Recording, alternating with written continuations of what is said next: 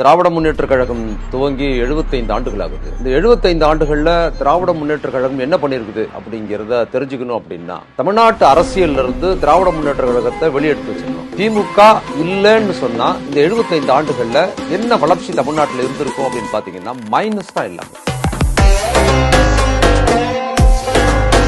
திமுக ஒரு அரசு இருக்குது, அதிமுக ஒரு கட்சி இருக்குது, திமுக மட்டும் இல்ல அப்படின்னு பாத்தீங்கன்னா தமிழ்நாட்டோட அரசியல், தமிழ்நாட்டோட பொருளாதாரம், சமூக நீதி பின்பற்றி எல்லா விஷயத்திலும் பாத்தீங்கன்னா மைனஸ் மைனஸ் மைனஸ் மைனஸ்ல தான் தமிழ்நாடு இருக்கும்.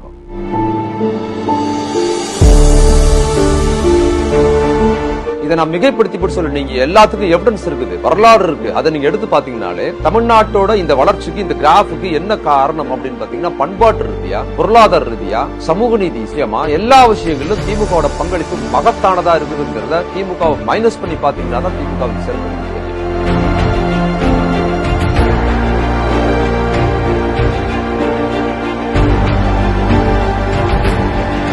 ஆட்சிக்கு வந்ததுக்கு பிற்பாடு அண்ணா ஒரு வருஷம் இருக்கிறாரு. தமிழ்நாட்டுக்கு தமிழ்நாடுன்னு அவர் தான் பேர் வைக்கிறார். இது எப்படி வேடிக்கை இருக்கு? தமிழ்நாடுன்னு பேர் வைப்பதே திமுக வந்துதான் வைக்குது. கலைஞர் வந்ததுக்கு பிற்பாடு மொழி சார்ந்த ஒரு நிறுவனத்து தமிழ்நாட்டை வள்ளுவர் நாடாக நிறுவனது போக எளிய மக்களுக்கான பொருளாதார திட்டங்கள், சமூக திட்டங்கள், இடஒதுக்கீட்டை 100 ஆண்டுகளில் நீதி கட்சிக்கு பிற்பாடு கலைஞர் தான் இன்னைக்கு வரைக்கும் அது பீட் பண்றதுக்கு ஆள் கிடையாது.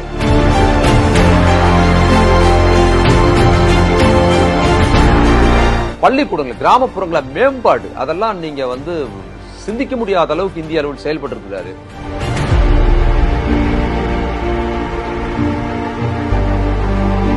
காலத்தின் நேரம் கருப்பும் சிவப்பும் இளைஞரணி சார்பா வந்திருக்கிற இந்த புத்தகத்தில் என்னோட கட்டுரை இந்த உள்ளடக்கத்தோட தான் நான் சொல்லப்பட்டிருக்கிறேன். நான் திராவிட முன்னேற்ற கழகத்தின் அடிப்படை உறுப்பினர் கிடையாது. நான் ஒரு பெரியாரிஸ்ட், அம்பேத்கரிஸ்ட், மார்க்சிய கண்ணோட்டத்தோடு பல்வேறு கட்டுரைகளையும் பேச்சுகளையும் பேசுறேன். ஒரு ஆய்வாளனாக நான் சமூகத்தை பார்க்கும்போது இதுவரை 100 ஆண்டுகள்ல தமிழ்நாடு எப்படி எல்லாம் முன்னேறி இருக்குன்னு பார்க்கும்போது திமுகவோட பங்களிப்பு எனக்கே லேட்டரா தாங்க தெரியுது. இந்த புத்தகத்தில் என்னோட கட்டுரை மாதிரியே நிறைய திராவிட ஐடியாலஜியில் உள்ள திராவிட அறிஞர்கள் பல பேர் இந்த புத்தகத்தில் கட்டுரை 80 பேருக்கு மேல் எழுதியிருக்கிறாங்க. இந்த புத்தகம் ஒரு காலத்தின் தேவை. இந்த சூழல் திராவிட இயக்க வரலாறு, திராவிட முன்னேற்ற கழகத்தின் 75 ஆண்டு கால அரசியலை சொல்லுகிற ஒரு புத்தகமாக, ஒரு மகத்தான புத்தகமாக கொண்டு வந்திருக்கிற இளைஞரணிக்கும் அன்பகத்துக்கும் என்னுடைய நன்றி, வணக்கம்.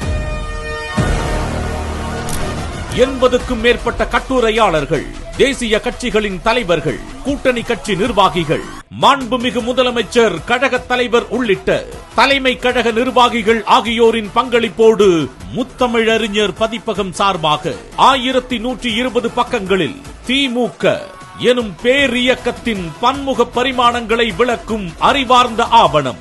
காலத்தின் நிறம் கருப்பு சிவப்பு. திமுக 75. வெளியிடுபவர் கழக தலைவர் மாண்புமிகு முதலமைச்சர் அவர்கள். நாள் 8/11/2025. இடம் வள்ளுவர் கோட்டம்.